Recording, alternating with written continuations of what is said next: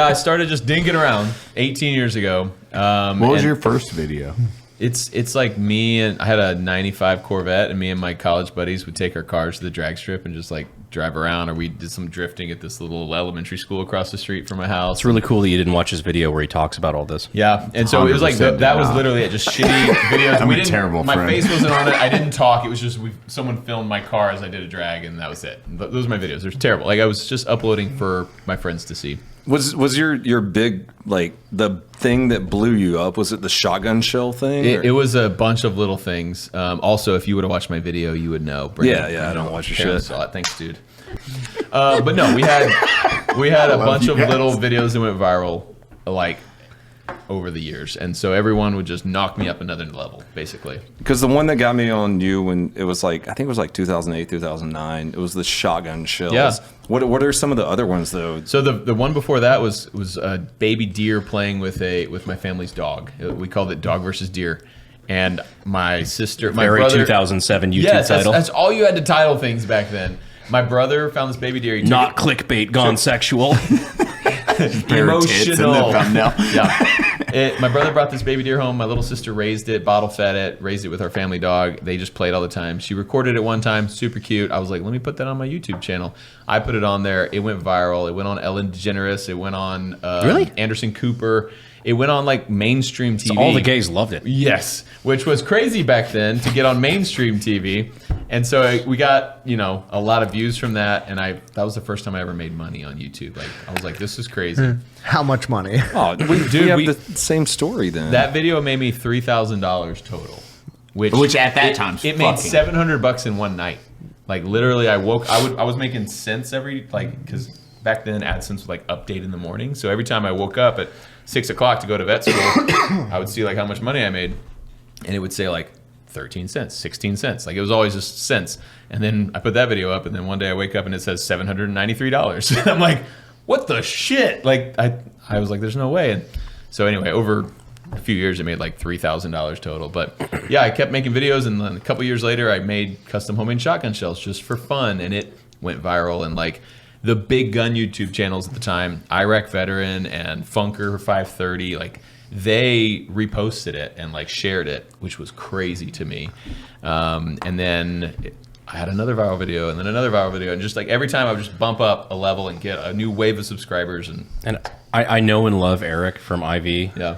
But it's very, very funny for you to be talking about him. Like all the big right? guys. Yeah. You of all people. Yeah, like the big guys like Eric. He was so much bigger than me. Like I remember Funker and Eric and Military Arms Channel and those were Richard Ryan. Like yeah. Oh God. Richard. They were all huge, and I was tiny. And it was like I remember the first time 22 Plinkster invited me to Tennessee. That was the first person I ever collabed with. Was 22 Plinkster. Really?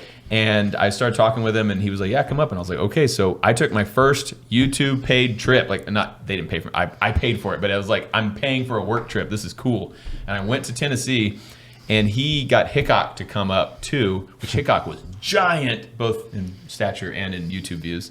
And yeah, he's like a fucking transformer when you stand next to him. Yeah, so like I'm sitting there 6'5", right? He's like 7 foot. No, he's like 6'8", I think. Yeah. Same height as you. Yeah, same as me. His son is a inch taller. He's like 6'9", which is what I am. You can see them on a crowd. Like if you're at a YouTube range day kind of thing, big dudes. But yeah, I'm sitting there eating pizza with 22 Plinkster in his house, and someone just walks in the door, and he hadn't told me that Hickok was coming over. And I was like, Hickok is here, and I had like 60,000 subscribers at this time. Who's that bending under the doorway? Yeah, so that was really cool for me, is to see these big guys that later we passed up, but like I remember them all when they were huge, and I just looked up to them. No shit. Yeah, because I remember when you came on the corridor shoot, you were even excited.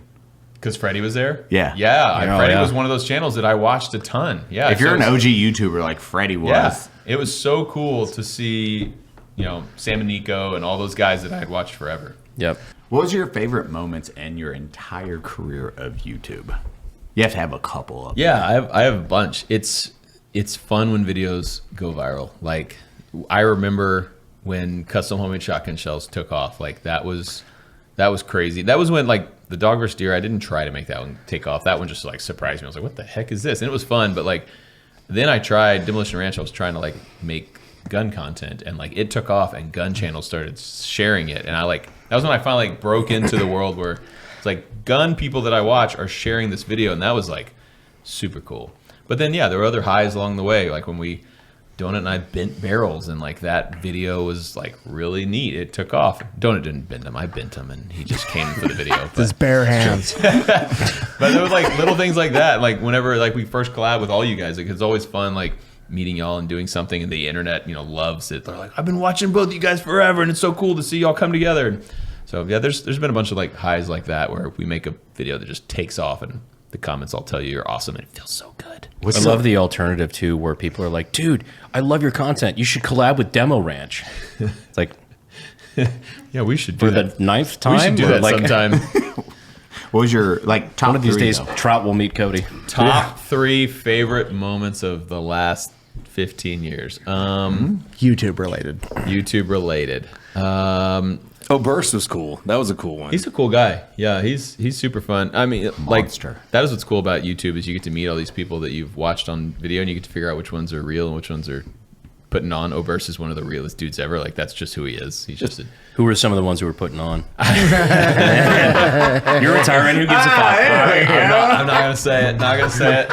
I know one. Well, it's think hard. of It's that. hard too, dude, because like you've been around and met so many cool ass people. It's hard to nail down just like a certain like 2 or 3. Yeah. Well, we've got to do cool stuff that normal people don't get to do. You know, getting invited to cool things and getting flown all over the place, and like got to fly on a private jet with guns, which was cool one time. Like that kind of stuff is like so insane to me, and so those are some cool moments where I just felt like, man, this doesn't make any sense. I don't know how I'm making money doing this. And that's Imposter fun. syndrome. And Yeah, imposter syndrome for Yeah. sure. 100%. Private jets real quick, imposter syndrome. I feel like I've had that like my whole career. Like I hope no one figures out that I'm actually a normal guy.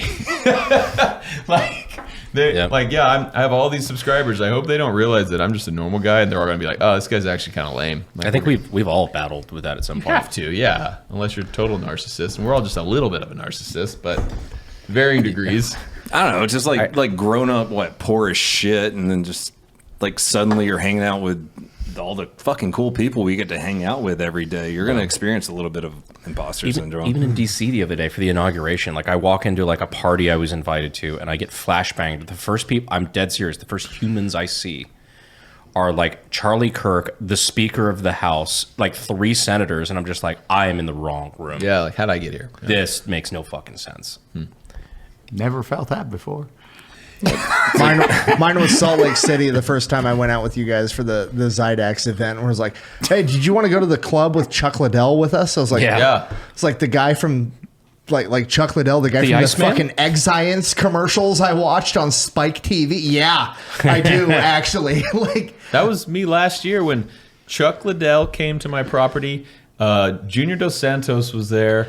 Goldberg was the there. same one because like Undertaker was there. I was like, these guys are all just standing on my land at this big thing we did. This is insane. dude, I went up.